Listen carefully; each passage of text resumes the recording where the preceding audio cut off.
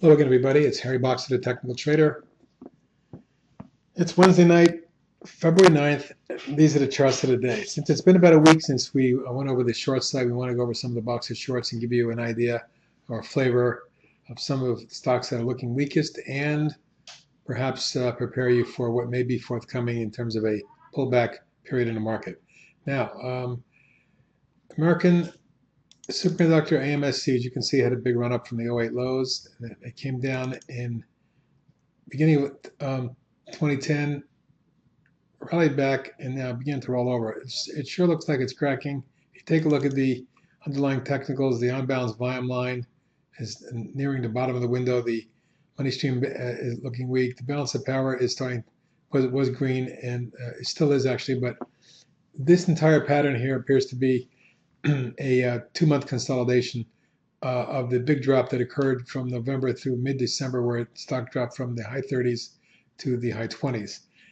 Next step would be a breakdown. We dropped 70 cents today, and we crack below this line here. Looks like a test of the 24 range may be forthcoming. And ultimately, if we get a much more negative market, stock, if it cracks that 24 range, secondary target at 20. Abercrombie and Fitch, ANF, nice uptrend throughout last year, rolled over in January, bounced off support, but this pattern right here appears to be a rising wedge, which is bearish. Volume is retreating. Technicals are rather unimpressive. And if the declining tops line and moving average continue to thwart price advances and we begin to roll over, I could see a move down to the bottom of the channel around 45, 5.5 as our initial target. Some minor support around 47. Secondary target if the 45.5 area, the bottom of the channel is taken out and it accelerates, 42 our next target. Credicorp, BAP, been in a steady down channel for the last 2 months and has dropped back from 130 down to 100. This bear wedge here belies the weakness in the stock, or at least indicates continual weakness. And a takeout of the 100, a 99.5 to 100 range could lead to a rollover type cascading fall that takes us down into the high 80s. That's my short-term trading target.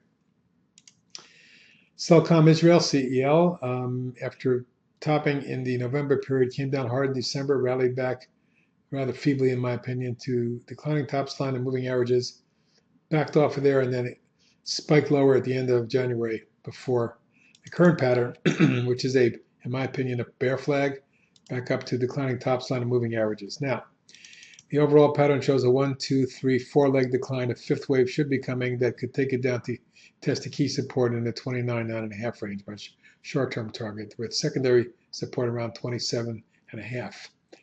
If the stock really gets ugly, maybe even something in the mid-20s would be potential. CPLA, part of the weak educational stock group, which has just been collapsing in the last 6 months. This has dropped back from the mid-90s down to the low 50s. And yet, with 1, 2, 3, 4 major down gaps in the last 4, 5, 6 months, each gap was followed by bear formations. This big bear wedge resulting in that gap, which did hold the October-November lows. But the move up was corrective, in my opinion, forming a bear flag, and this stock could roll over any day, take out that 51 zone, and hit down to the mid-40s or maybe even low 40s. Dolby Laboratories continues weak. We spotted that recently on this break here. Rallied back to resistance at 62 3/4 or so, and then rolled over hard, about 8 points down to the 54.5 range. Now, if you step back and look at long-term support in that zone, if that is taken out, this stock will have a much bigger and steeper decline. Right now, that's still in question, but the heavy down volume and negative technicals, which both appear at the bottom of the window, could indicate an oversold stock that could snap back to resistance at the gap around 58, but more likely, if the market does roll, it takes this with it, and we see something in the high 40s and then mid 40s. FCX has broken 2 trend lines, this one and then this one today, actually, down $1.75, and maybe completing a kind of head and shoulders top. This line of support here, if violated, could lead to a sharper down move that quickly takes it down to about 46.5, 47. at these lows across here. And if that's taken out, we can see further damage into the high 30s. HWKN Hawkins Chemical appears to have finally broken its year-long run-up with a topping pattern that broke hard in January and formed a subsequent bear wedge here. Rather poor technicals confirm this as being a negative pattern and that more downside may be doable. Targets at 33.5 and 30. One of the worst stocks on our box and short list, when I say worst, most negative, is Life Partners, which we've been negative on since it broke hard here and rallied back in December. It worked its way back to 16 3/4, but then rolled over hard and had been cut in half in the last 5 weeks on strong volume and very negative technicals. Yes, it's oversold and can bounce at any point, but with strong downside momentum, an immediate test of around the 7.5 range may be forthcoming or lower. Something's wrong there, that's for sure. Murphy Oil, nice uptrend from July through early January. That took it from 47.5 to about 76.5. A little left shoulder head and right shoulder pattern developed, a break of the neckline with a big downside thrust and heavy volume, followed by what apparently is a bear wedge here. That if that's the and right now with resistance near the neckline around 69.5, and the stock not that far off of it, we could see any day now a rollover take place that spikes this down, takes out the lows, and reaches down into the 58.60 zone, our trading target on Murphy Oil. Neogen, which also has broken a nice rising channel, broke down hard in early January, formed a little bit of a bear wedge, and then broke that, now forming another one. Sure looks like the stock could make it down to 32.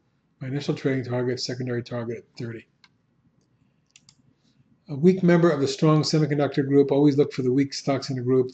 SMSC, Standard Microsystems, which had run from 17.5 up to over 30, broke hard in early January, went sideways for a couple of weeks, tried to rally earlier this week, but came down yesterday, reversal day after failing at resistance, and today down another 56 cents on light volume. But if it does start to cascade lower and take out the 33.5 range, would not be shocked to see this stock down around, 23.5 range. Would not be shocked to see a quick test at 21, perhaps a cascading waterfall type event down towards 18 eventually, secondary target. Tata Motors, which we were negative on since this bear wedge formed here in December at around the 30 range, has dropped all the way down into the below 25 to the 24 range, bounced and rolled over a little bit.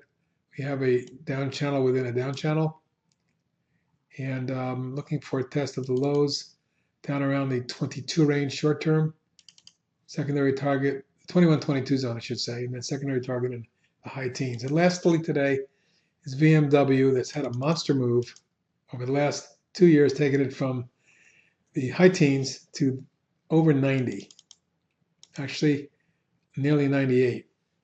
Big break in January, followed by this what looks very apparently to me is a bear flag with very, very poor technicals and about to potentially roll over here, despite the fact it was up 63 cents today.